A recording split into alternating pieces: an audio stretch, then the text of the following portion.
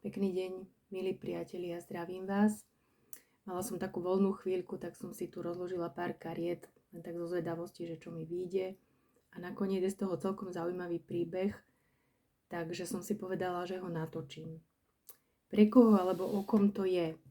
No, ak sa v tom príbehu uvidíte hneď od začiatku, tak je pravdepodobne určený vám, alebo ak vám to bude niekoho pripomínať, tak je pravdepodobne pre vás, ale o inej osobe, ktorá je vo vašej blízkosti. A ak vám to vôbec nič nebude hovoriť, tak pravdepodobne vám určený nie je a nad tým sa netreba trápiť, tak to naozaj je, pretože na konkrétne riešenia konkrétnych osobných záležitostí máme určené osobné výklady na mieru. Takže o kom mi hovorí tento dnešný výklad? No je to o nejakej osobe, ktorá má taký novátorský pohľad na svet a prináša aj ostatným nové uhly pohľadu a nejaké nové riešenia alebo nové nápady, inšpirácie. Skrátka, pripadá mi to ako niekto, kto prináša vodu na miesta, kde je dlho sucho, napríklad, a ktorý rád pomáha. Tento človek určite rád pomáha. A takou temnejšou stránkou vlastne tejto osoby je, že ona niekedy pomáha toľko, že vlastne až si sama sebe ubližuje, alebo jednoducho má toľko veľa nápadov, že sa nevie zastaviť, že jednoducho nevie oddychovať. Takže ak vám to niečo hovorí, je to o vás alebo o niekom vo vašej blízkosti, vo vašom energetickom poli. Ak nie, tak nemusíte dopozerať do konca. Takže ak ste to teda vy, pravdepodobne ste prešli nejakú veľmi dlhú cestu a momentálne ste na jej konci. To znamená, že máte za sebou veľa rôznych skúseností, ktoré nemuseli byť vždy ľahké. A pravdepodobne teraz ste v bode, kedy sa rozhodujete, že vlastne čo ďalej. Môžete byť aj vďační za tú minulosť, môžete byť naštvaní, môžete prežívať smútok alebo rôzne iné emócie spojené s tým, čo ste prežili. Ale každopádne, kde si vo vnútri cítite, že pred vami už sa istá cesta otvára, ale stále na ňu neviete vykročiť. Prečo neviete vykročiť ďalej? Viete predsa, že máte čo si budovať, cítite to kdesi vo vnútri, že máte niečo budovať alebo niečo nové vymyslieť a vlastne viete, že všetko k tomu potrebné už máte, že nemusíte sa nič nové učiť a to je možno práve to, čo vás zaráža alebo prekvapuje, pretože vy máte v sebe ten motor, ktorý vás ženie k tým novým informáciám a novým nejakým pohľadom na veci alebo nejakým inovatívnym myšlienkám a riešeniam. Tento výklad je o tom, že máte sa zastaviť teraz, aj keď vás to už ťahá vpred, ale máte sa teraz zastaviť a ešte chvíľočku vydržať. A tie ďalšie karty hovoria prečo. Tá príčina, prečo si máte dať pauzu alebo oddych, je tá, že vlastne máte vo zvyku sa preťažovať. Čiže prečerpávate svoju energiu, dávate ju možno ľuďom alebo projektom, ktoré vlastne nemajú ten, ako by som to povedala, nie, že nemajú význam, ale nič sa vám vlastne späť nevracia. Venujete tú energiu niekam, kde vlastne nemáte z toho vy žiadny osoch. A vy sa vlastne s týmto archetypom toho priekopníka hráte na toho pomáhača a na toho dobrodinca, ktorý vlastne tým druhým prináša tie riešenia, ale zabudáte na to, že si treba overiť, či tí druhí o to aj stoja. Či je to pre nich nejakým spôsobom prospešné, či si z toho niečo vezmú. Pretože ak nie, tak vaša energia ide návnivoč. A toto je pravdepodobne nejaká vec, ktorú robíte dlhodobo a preto vás tie karty upozorňujú, že napriek tomu, že ste naozaj už za tou etapou ťažkou, ktorá skončila a že máte sa pohnúť vpred, ale že ešte chvíľku si treba dať na nádych, na premyslenie si, ako vlastne nepreniesť tento zvyk na tú novú cestu, do toho nového projektu, prípadne do nového vzťahu.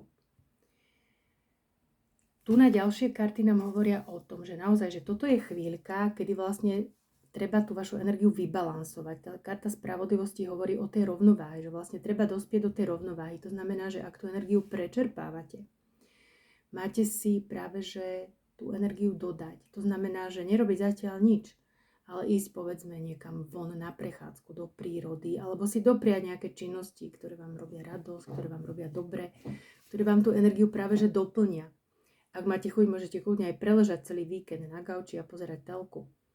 Alebo čítať knihu, alebo jednoducho robiť čokoľvek, pričom si oddychnete, či už je to aktívny alebo pasívny oddych. Ale hlavne vám tá karta hovorí, že treba sa zamyslieť aj nad tým, že ako vlastne nepreniesť ten zlozvyk do toho ďalšieho obdobia. Ďalšie karty tu nám hovoria, toto eso vzduchu hovorí o tom, že musíte mať úplne jasno v tom, čo robíte. Musíte mať vlastne nastavenú hranicu. To vám hovoria už tu na ďalšie karty. Aj tá karta posledná, ktorú som chcela ako poslednú povedať, ale už sa mi tu natíska ten jej význam, že vlastne ten problém je, že musíte si nastavovať hranicu v tom výdaji tej energie a vlastne musíte mať presne jasno v tom, že kedy tá hranica má prísť. Kedy vlastne treba buď povedať dosť, alebo zastaviť seba a jednoducho nepokračovať v tom vyčerpávaní sa. Keď sa pozriete na tú kartu tej 10 ohňa, ako to vyzerá. Je tam žena, ktorá vlastne žongluje s 10 horiacimi papiermi alebo objektami, alebo čo to je. Jednoducho, to sa nedá udržať dlhodobo. To popadá na zem a jednoducho vás to môže aj popáliť. To sa jednoducho nedá držať. To znamená, že musíte minimálne polovicu tej záťaže odložiť. Jednoducho zhodiť to zo svojich ramien.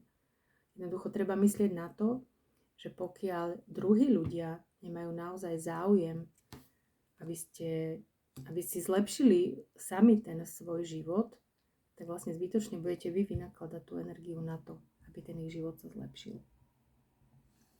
No ako si teda pomôcť? Tu na už sú karty, ktoré idú radiť. Takže máme tu energiu páža ťa vody. To je taká detská hravá energia. To znamená, že nenakladať si na tie ramená, ale práve, že robiť si tú radosť, akoby vybalansovať ten svoj život tým, čo vás baví a tamto energiu načerpáte.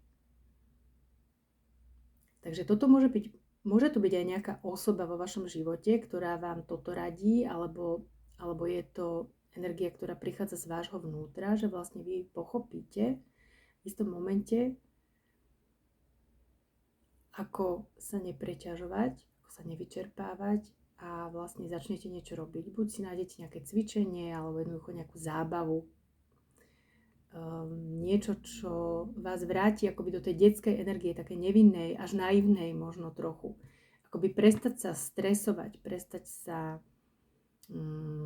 nervovať, prestať sa hnevať, prestať skrátka makať toľko. Ako prestať všetko brať tak strašne vážne. Ako táto karta je naozaj o tej zábave. Je to aj karta rôznych pozvaní alebo nápadov alebo ponúk. Čiže môže to súvisieť aj s nejakými aktivitami, ktoré by ste chceli robiť, len si to z nejakého dôvodu nedovolíte. Pretože sa cítite povolaní riešiť veci aj za druhých.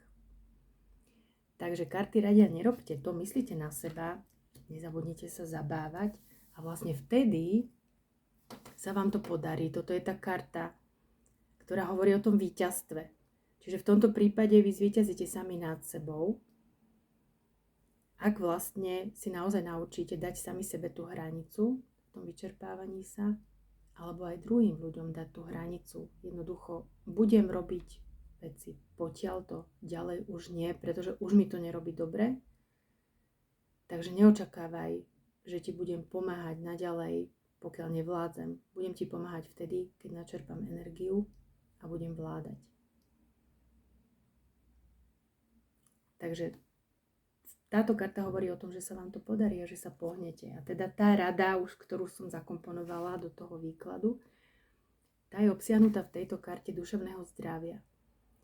Je to vlastne presne tá karta, ktorá hovorí o tom, že keď ste v ťažkých podmienkách, ktoré buď sú teda objektívne náročné, alebo si ich sami vytvárate, tak vlastne treba myslieť na to, ako aj v týchto podmienkach prežiť.